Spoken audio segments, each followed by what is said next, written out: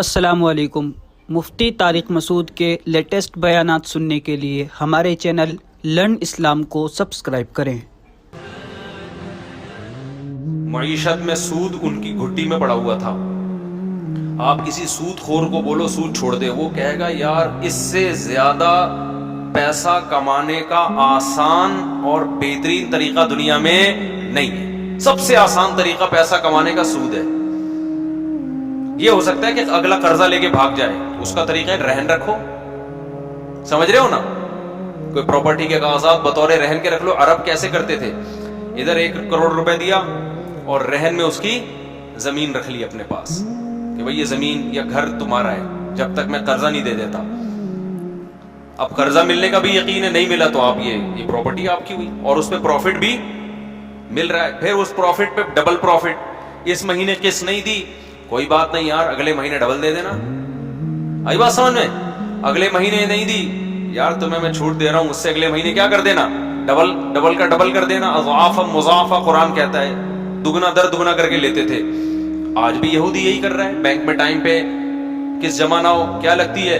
Penalty. پھر وہ penalty multiply ہوتی چلی جاتی ہے۔ دنیا میں جو سرمایہ دار آدمی ہوتا ہے، جس کے پاس پیسہ ہوتا ہے، اس کے لیے پیسہ کمانے کا سب سے آسان طریقہ کیا ہے؟ سود کمانا شروع کر دو۔ اس میں رسک زیرو ہے۔ اب بتاؤ ارب پتی لوگوں کے لیے، جو کروڑ پتی لوگ ہیں، ان کے لیے تو بہت، اور عرب میں یہ تھا، سود بہت ہو گیا تھا۔ یہودیوں نے اس کو بہت پروموٹ کیا تھا سود کو۔ قرآن کی ایک آیت نازل ہوئی۔ اچھا، سود کے اگینسٹ کیا ہے؟ مزاربت ہے، مشارکت ہے۔ اس میں بڑی ٹینشن ہے بھائی۔ اس میں کیا ہے؟ بڑی ٹینشن یہ ہے کہ نفع میں بھی پرسنٹیج۔ اب کبھی پروفٹ زیادہ ہو رہا ہے، کبھی پروفٹ کم ہو رہا ہے تو آپ کا مہنگائی بڑھ رہی ہے، پروفٹ کم ہو رہا ہے تو آپ کا بھی کم ہو رہا ہے۔ انویسٹر کی ایسی کی تیسی ہو رہی ہے کہ نہیں ہو رہی؟ فائدہ کس کا ہو رہا ہے؟ غریب کا ہو رہا ہے۔ وہ محنت زیادہ کرے گا تو پروفٹ مارجن بڑھے گا تو اس کا بھی بڑھے گا نا۔ اب مجھے ایک بات بتاؤ، میں 1 لاکھ روپے آپ کو دیتا ہوں، بولتا ہوں مجھے ہر مہینے 2000 روپے چاہیے۔ اب آپ محنت زیادہ کرو کم کرو، پروفٹ اس کا رزلٹ نکلے نہ نکلے، مجھے میرا 2000 ملے گا۔ میرے تو مزے لگ گئے۔ آپ کی رقم اگر ڈوب گئی، قدرت کی طرف سے کچھ بھی ہو گیا، آپ 2000 کے پابند ہو گئے، الٹا اور قرضہ چڑھے گا آپ کے اوپر۔ غریب آدمی کا بیڑا غرق ہوا کہ نہیں ہوا؟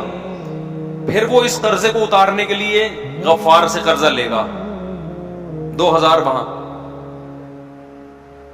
تو کیا ہوتا ہے؟ بہت سے لوگ، سارے ضروری نہیں ہے لیکن بہت سے لوگ قرضے در قرضوں میں جکڑتے چلے جائیں گے۔ لیکن اسلام نے کیا کہا کہ رسک کون لے گا؟ انویسٹر۔ میں اگر پیسہ دے رہا ہوں، نقصان ہوا تو اس کا نہیں ہوگا جو آپ سے قرضہ لے کر گیا ہے۔ ٹوٹلی نقصان کون اٹھائے گا؟ انویسٹر اٹھائے گا۔ اللہ میاں نے کہہ دیا ہے کہ پیسے سے جب پیسہ کمانا ہے تو رسک لیے بغیر، یہ نہیں کہ ہاتھ پہ ہاتھ رکھ کے بیٹھیں گے جی میں نے 1 لاکھ روپے دیا، وہ جائے بھاڑ میں، جو مرضی کرے، فائدہ ہو نقصان ہو، نا۔ جب آپ 1 لاکھ روپے کسی کو پکڑاؤ گے یا 1 کروڑ پکڑاؤ گے، آپ تصویر لے کے بیٹھ جاؤ گے یا اللہ اس کو نقصان نہ ہو جائے، کیونکہ نقصان اس کم وقت کا نہیں ہوگا، نقصان کس کا ہوگا؟ میرا ہوگا۔ یہ تو آ کے کہہ دے گا حضور سارے ڈبے بارش میں بہہ گئے۔ میں نے جس قیمت پہ گولڈ اٹھایا تھا بیچنے کے لیے، حضور گولڈ اتنا مہنگا ہو گیا ہے کہ اب اس قیمت پہ مجھے مل ہی نہیں رہا، اگر میں لیتا ہوں تو پروفٹ کا مارجن کم کرنا پڑے گا، تو حضور کر کے بیٹھا رہے گا۔ بیڑا کس کا غرق ہو رہا ہے؟ انویسٹر کا، جو پیسے والا ہے۔ اور اس کا بیڑا غرق ہو، نقصان نہیں ہے کیونکہ پیسہ ہے نا اس کے پاس، یہ تو بیٹھ کے پیڑے کھا رہا ہے۔